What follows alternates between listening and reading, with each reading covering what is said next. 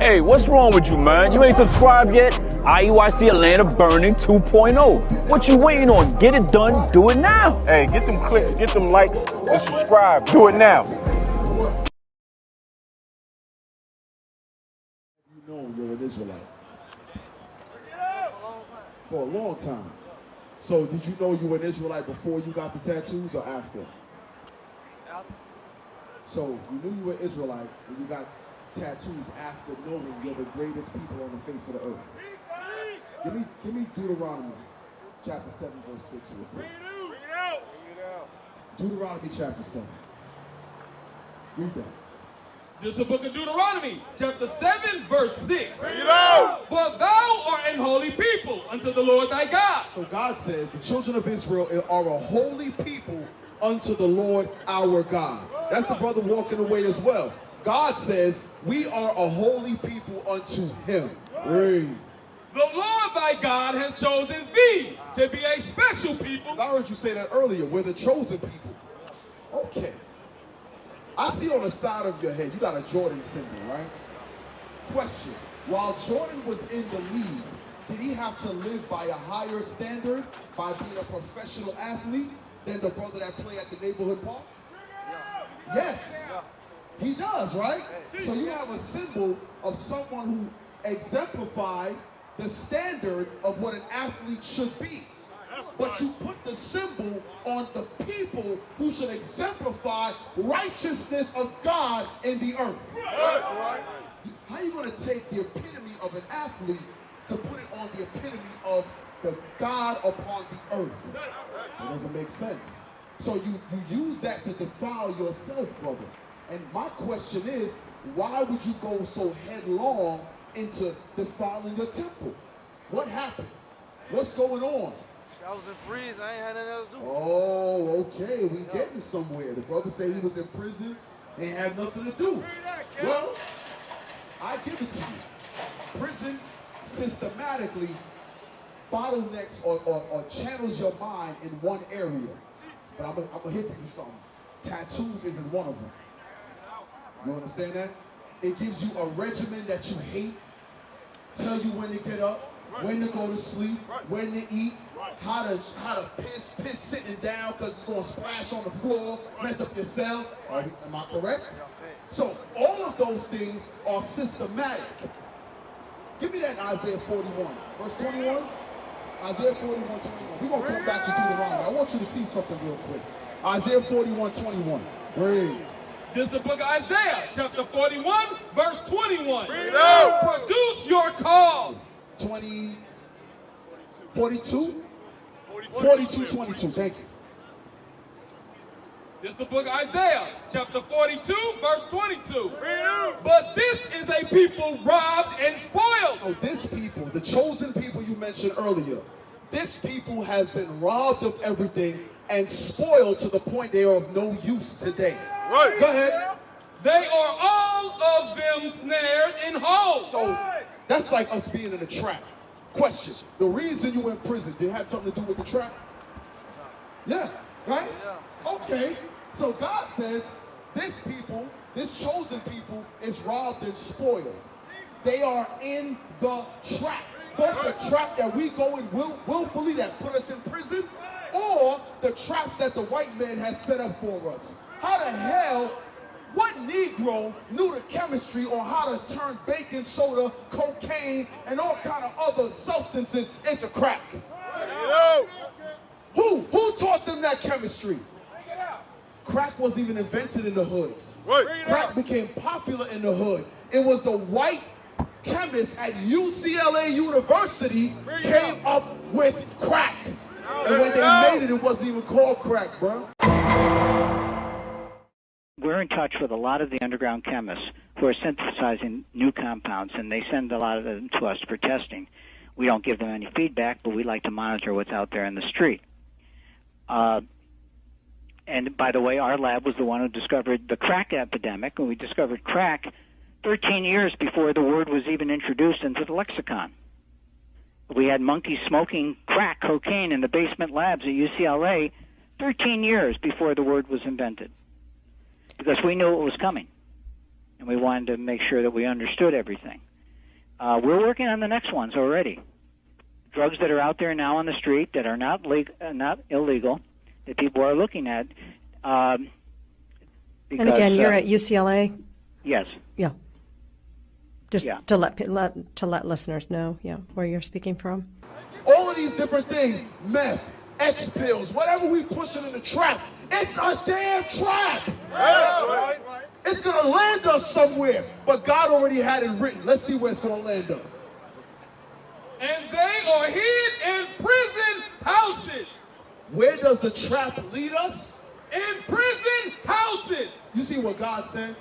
It was already written to who? The people, his chosen people that were robbed and spoiled. We're robbed of our nationality. We're robbed of our lineage. We're robbed of our homeland. We are robbed of our God-given minds. We don't have any sense. So we say, you know what? I'm the chosen of God.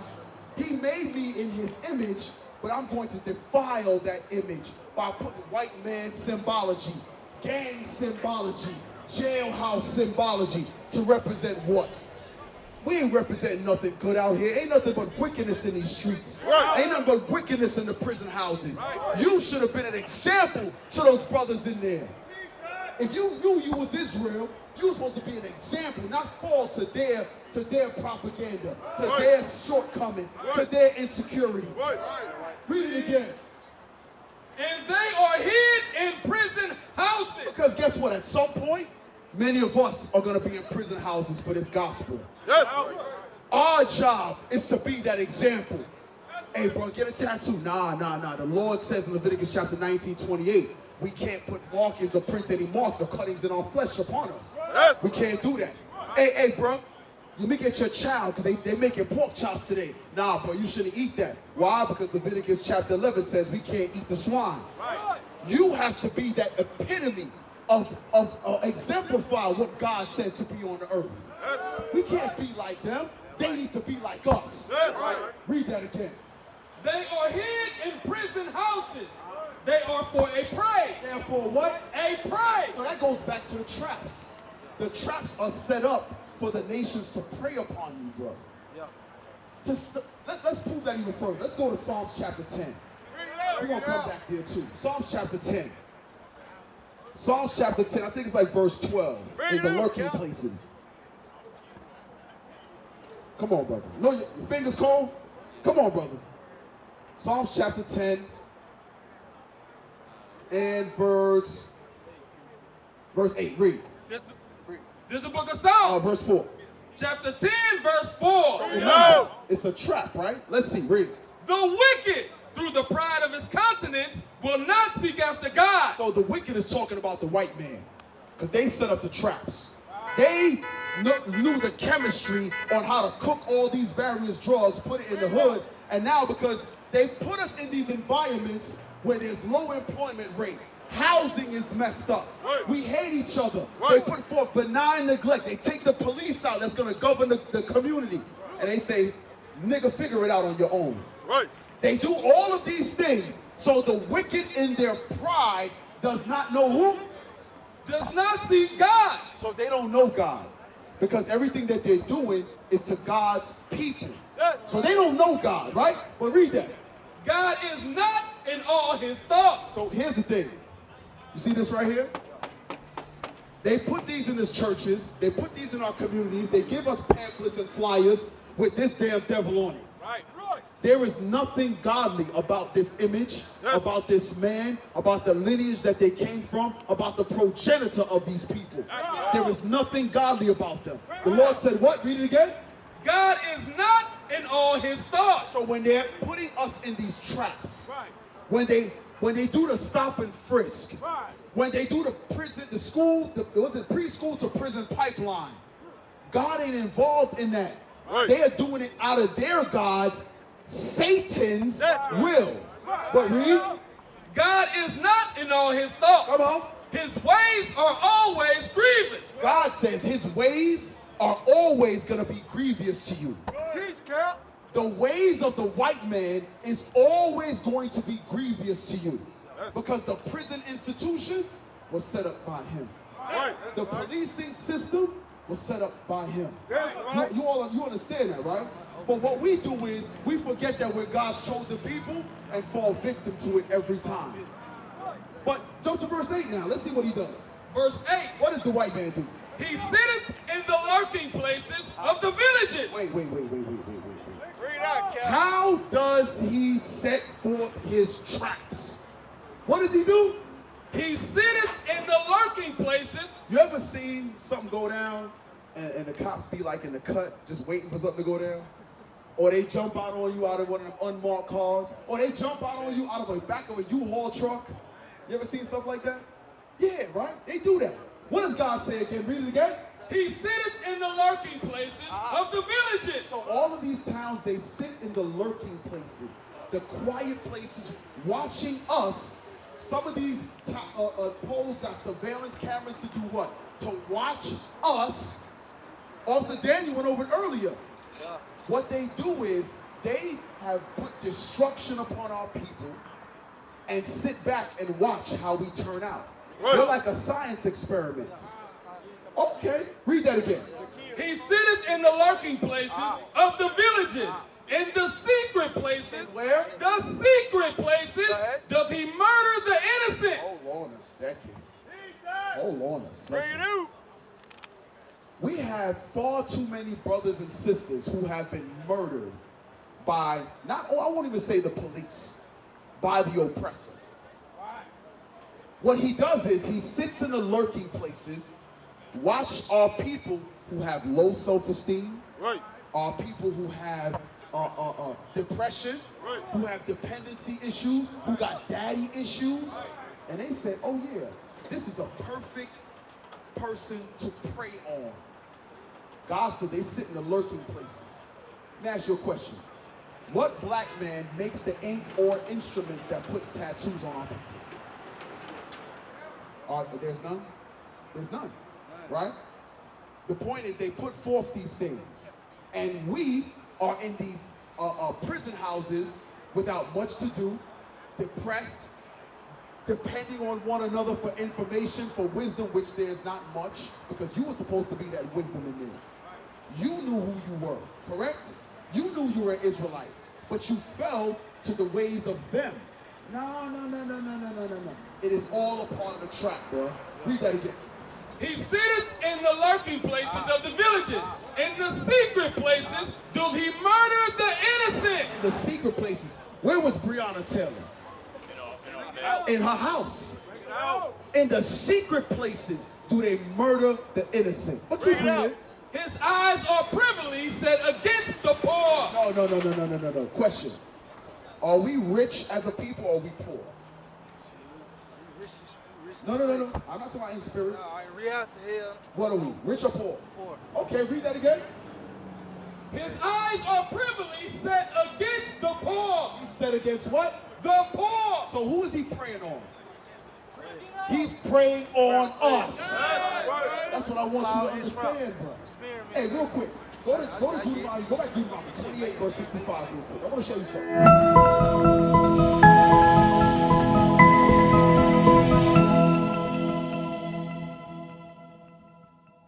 So while we're in these prison houses, there's a level or mindset that we have, right? When we're in there, we don't see ourselves as the greatest people on the planet. We don't. Let's see what God says we'll be. That's the book of Deuteronomy, chapter 28, verse 65. And amongst these nations shalt thou find no ease. So God says, we're here among these nations. You got the Chinese here, you got the East Indians, you got Arabs here, right, bro? You got Arabs here, we got white people here. So God says, while we, the children of Israel, are scattered among these nationalities, keep that in mind. We are among these nationalities. God says we will never find ease among them. We're always on edge. And I'm going to tell you something. Guess what? We'll hit you with something. When, let's say the little Chinese man, when he sees a brother in a dark alley, tatted up, hoodie on, what's his impression? You go. He said it was some bullshit. What do you say, brother? Hoodie on, tatted up. probably going to be in fear mode, right? Okay. So I add to the negative stereotype. Right? Okay. But read that again. And among these nations shalt thou find no ease. God says it's already set in stone. Among these nationalities, we're not going to find any ease. But go ahead. Neither shall the sole of thy foot have rest. So we work to make $1. We work to put food on the table more than any other nationality. The children of Israel, so-called blacks, Hispanics, and Native Americans, we labor more than anybody else. We'll go into a warehouse, into a factory, into any job, and we're the labor force. Is that correct? We are the labor force.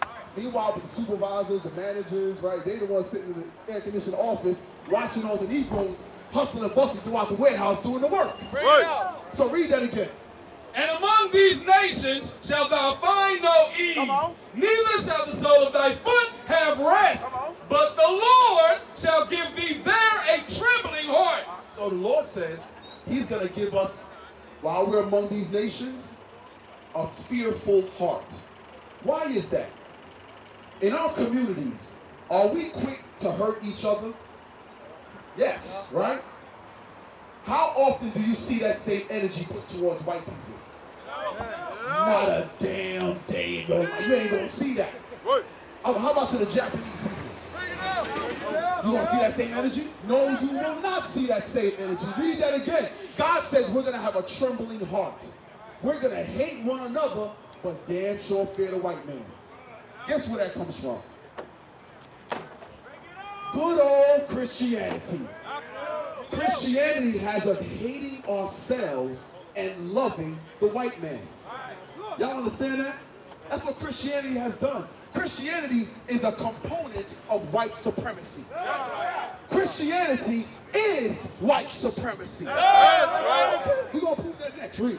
But the Lord shall give thee there a trembling heart, and failing of eyes, and sorrow of mind. Wait, that's the point I want. Right there. Listen close. Brother, what's your name again? Deacon? Okay. What does God say he's going to give? Read the end part of that again. Sorrow of mind.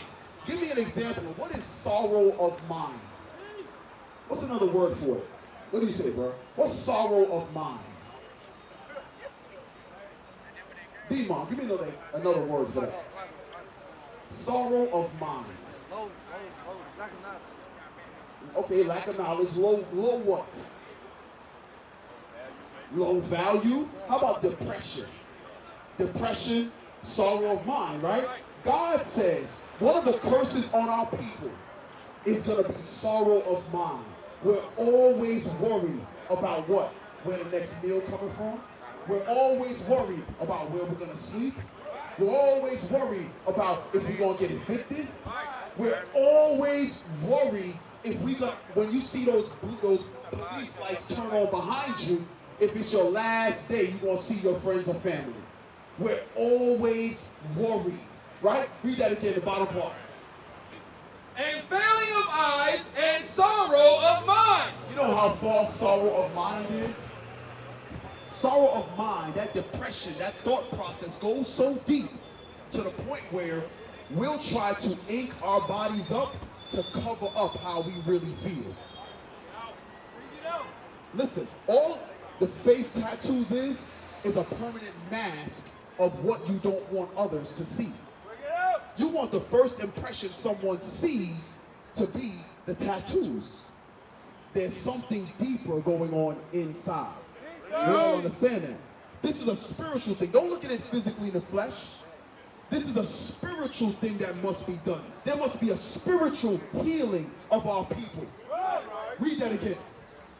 And failing of eyes and sorrow of mind. And thy life shall hang in doubt. Wait. Why are we so sorrowful, depressed? Why do we cover up, put on a mask to try to be somebody else? Because what?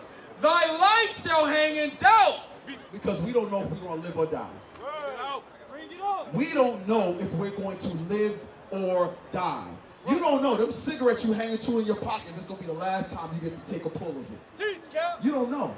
But guess what? The Lord that we serve, it may very well be. Why? Because we refuse to do what God said. So let's see. Finish that out. And thy life shall hang in doubt before thee. So give me that 1 Corinthians chapter 3. So let's see.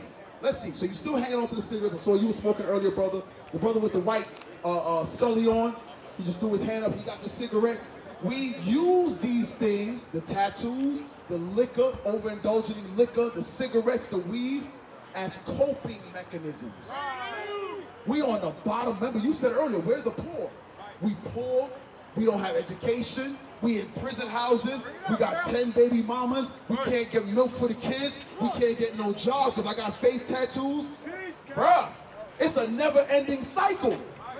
So therefore, we are filled with the sorrow of mind. But listen to what God says. 1 Corinthians 3:16. This is the book of 1 Corinthians, chapter 3, verse 16. Know ye not that ye are the temple of God? So also Daniel went into this earlier. You, the brother right here, we all are the temples of God. We are the temple of God. You, the housing that you have right here is the housing of God. Read. And that the Spirit of God dwelleth in you. So think about this, tomorrow. The Bible says the Spirit of God, this house, this body, within that body, there is a spirit that comes straight from God. But let's keep reading. If any man defile the temple of God. So the temple of God is what? This house, right? This housing, this outer you. The Bible says any man that defiles that temple, what's God going to do? Him shall God destroy. What does that mean, Damon? Him shall God destroy. Explain that to me. What does that mean? And what is God going to do? God will kill every last one of us. You understand that? So it would behoove you, be important for you to turn away from the sins that you're in. This is not just for you. This is for me. This is for all these brothers in purple. This is for the brother that just walked up. How you doing, brother? It's for every single one of us, right? Because give me that dap again. See, hold that right there. You see that? Same thing. Many of us are plagued with the same things. He just got it on his hand. You just got a few more than everybody else. The objective is we must turn back to the Lord our God. We understand that, right? Finish that out. For the temple of God is holy. Wait. What is his housing? Holy. God says you're supposed to keep that housing, my brother right here too, keep it holy. Holy means separate. Not like anything else. Not like anyone else. Say again? Oh, you got a flyer too. Hey, bro, come to the school. Because guess what? Doing it on your own has not worked for you so far. You understand that? You have to come into the body in order to be built up, to be around other brothers that overcame what you're going through. You're looking at a sea of brothers in purple that was once in your exact position. That was in your exact spot. Real quick, Titus 3. We're going to come back here. Titus 3:3. I want you to hear this before you go. Titus chapter 3, verse 3. So see, we're not making this up. You understand that, brother? We're not making this up. Well, maybe there's some prison stories you could tell that we don't agree with, but there's damn near everything that goes on. We've either experienced ourselves or we know brothers that have gone through those same exact things. So the only way to get built up to overcome those things, hey, bro, hey, how did you overcome smoking, bro? Because I've been smoking my whole life. How did you stop? Hey, bro, I did this, and that. And that's going to help you because you have a brother right next to you that overcame what you're going through. Make sense? Read that. This is the book of Titus, chapter 3, verse 3. For we ourselves also were sometimes foolish. So we ourselves, at one point, were foolish as well. Some thought tattoos was the way. Some thought running in the trap was the way. Some thought going in and out of prison was the way. Running from woman to woman to woman was the way. We were foolish. Well, let's see what God says. Read. Disobedient. Deceived. Serving diverse lusts. So we were deceived because some people believed that this was Jesus. Right? We were deceived too. Right? We thought Michael Jordan could really walk on air. No. You understand that? We were deceived by a lot of things too. We thought sports was the epitome of what a black man should be. An athlete or a musician. No. You're supposed to be a representation of God upon this earth. That is your job. Your job is to be the epitome of what righteousness is in this earth. Read. And pleasures. Living. So wait, what were we doing? Serving diverse lusts and pleasures. Some may think that tattoos are pleasurable. Do you know some women get tattoos to get orgasms? Yes. Some things are pleasurable to some people. You found pleasure into having gang tattoos, pleasure into being a part of the prison system, pleasure in doing something that made you feel a certain way. Read. Living in malice and envy, hateful and hating one another. So at one time, we were in that same position, hating our own people. The Lord said, you got to turn from that. We got to come back to the Lord. You understand that, brother? What is a nation?